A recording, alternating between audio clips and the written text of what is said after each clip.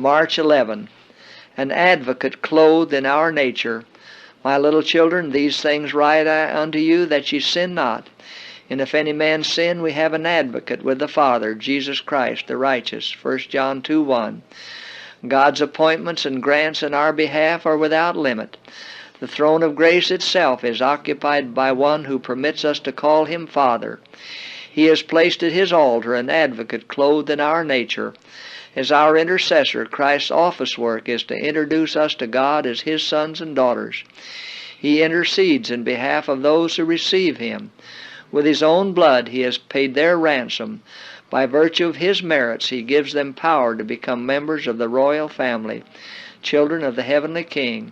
And the Father demonstrates his infinite love for Christ by receiving and welcoming Christ's friends as his friends. He is satisfied with the atonement made. He is glorified by the incarnation, the life, death, and mediation of his Son.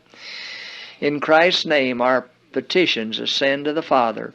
He intercedes in our behalf, and the Father lays open all the treasures of his grace for our appropriation, for us to enjoy and impart to others. Christ is a connecting link between God and man. He places the whole virtue of his righteousness on the side of the suppliant. He pleads for man, and man in need of divine help pleads for himself in the presence of God, using the influence of the one who gave his life for the life of the world.